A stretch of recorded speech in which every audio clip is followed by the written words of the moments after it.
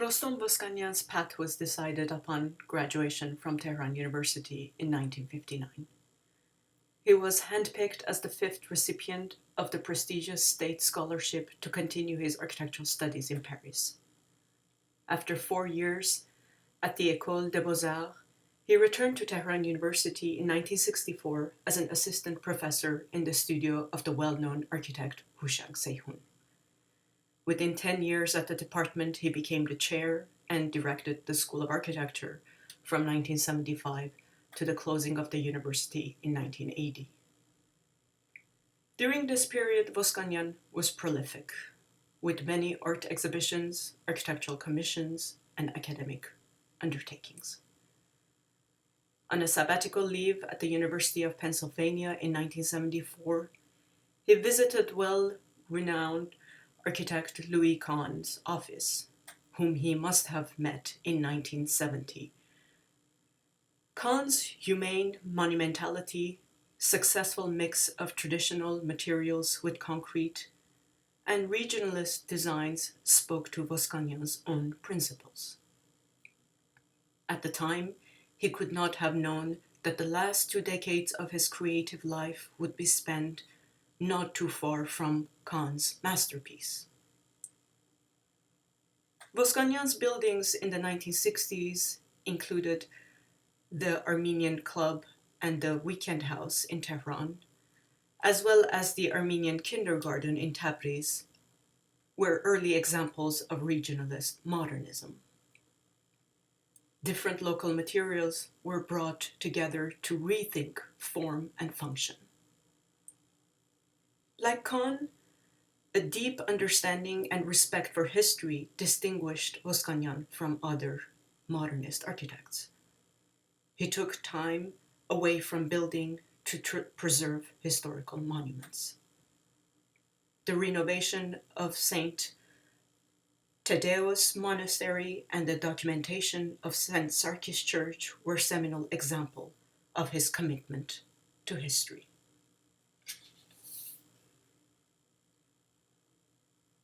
Voskanian undertook his largest commission in 1971 for the Ararat Armenian Cultural Organization, a 10,000-seat athletic stadium in northern Tehran. Some 2-hectare land surrounding the 17th century Vanak cemetery was gifted to the Armenian community by Mohammad Reza Shah. A 6-member committee was formed to manage the realization of this massive project. The entire community endorsed and financed its construction. This was a communal mega-project that was to belong to the people. Voskanian had been a long-time member of Ararat organization. That he was one of the leading architects of his time rendered his hiring an obvious choice. But there was something else at play here. Voskanian was a man of integrity, a people's architect, and the very spirit of the project demanded such an artist. A topographically difficult terrain with a difference in elevation of 26 meters, Voskanian managed to turn it into a series highly functional and spatially effective complex, arranged around the soccer field. Each space maintained its stylistic individuality and spatial independence. The modernist design went hand in hand with the choice of the material and function: rough concrete, brick, and glass. The project's implication for the Armenian community, not only in Tehran, but all around Asia, was vast. A large open-air stadium, several indoor and outdoor sports halls, tennis courts, offices, classrooms, meeting halls, storage rooms, locker rooms, camping areas, parking amenities, and a world-class swimming facility.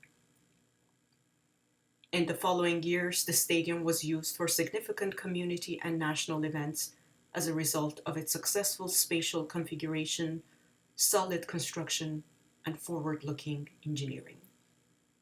The complex was handed over to the Executive Board of Ararat in late 1976.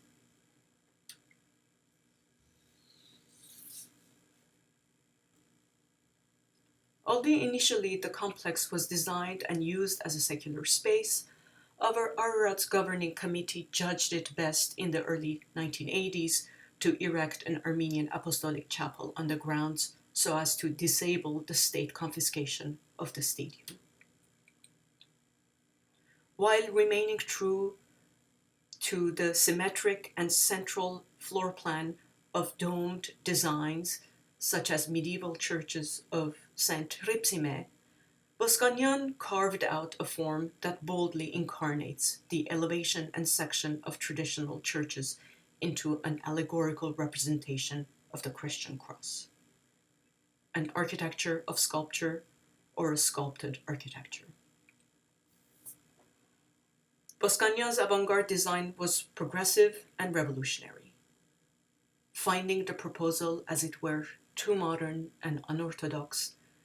The Armenian prelate instead asked for the imitation of a 19th century church in Antilias, Lebanon. Your Holiness, Voskanian had said, I am either building this or nothing at all. A man of principles, of integrity, a man of the people. He tirelessly supervised the complex construction of the chapel as he had done the stadium itself in the following 2 years. 2 years, despite shortage of material, unexpected inspections, and construction difficulties, Voskanian spent his days next to his workers, on the site, with his men. In September 1987, the Holy Cross was ordained. I never approached it as a political work, he said in 2001. That which has been built is a reality that remains. People change their political views with no influence on my art. For me, the chapel was very important. You mean religiously? I asked him. No, not at all. I am not a believer, but I have faith. I believe in the people, in its culture. One has to create the space of spirituality.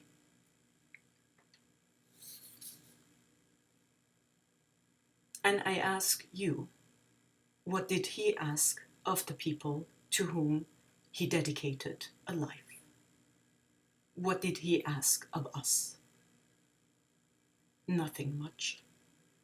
Perhaps to look, to see, to touch the sublime tucked in the layers of his surfaces, of his forms. And have we? Have we understood the place of Voskanian's art in the canon of modernism? Have we appreciated the merit of his work in the history of Armenian art? Have we recognized the role his architecture has played in the formation of our collective identity?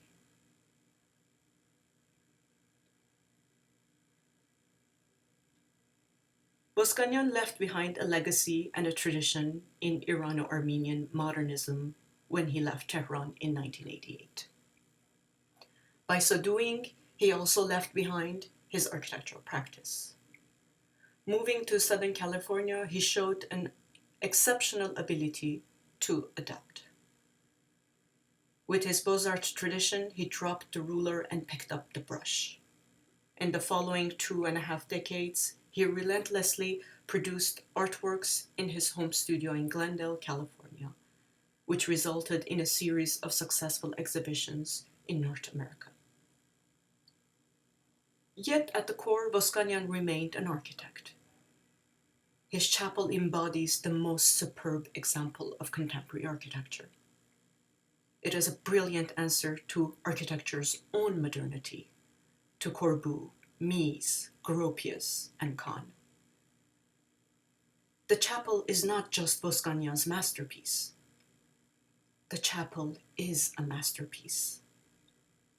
With the remarkable pouring of concrete, with its quadrupling of design, with its mutation from sculpture to architecture, with its protruding three-dimensional crosses and its interior reliefs, it is an answer. What is modernism? The chapel also belongs to the rich repertoire of the tradition of Armenian architecture. His is a legacy that wills the avant-garde by the persistence of tradition. Therein hides his work's genius. Brilliant manifestation of Voskanian's intellectual force, his artistic gift, and his unique instinct to reveal to us the ancient principles in a language that is ours. That both King Gagik's cathedral on the Akhtamar Island and Voskanian's chapel on the grounds of Ararat Stadium are named Holy Cross is prophetic. Both stand proud as representative masterworks of Armenian architecture, one of the Middle Ages and the other one of the modern era. Gagik's exquisite high reliefs on the surface of Holy Cross are echoed in the equally exquisite minimalism of the poor concrete of Voskanian's Holy Cross. One could touch both surfaces and grasp the essence of their artistic spirit. Both speak so sincerely of their zeitgeist, of their place, of their time, of their artistic foresight. Visionary and deeply true. To have lost one's home, wherein one had made a name, yet to continue to create original, thought-provoking, and critical works of art is a mark of an exceptional mind, a pure heart, and a sincere artist. Voskanian was he.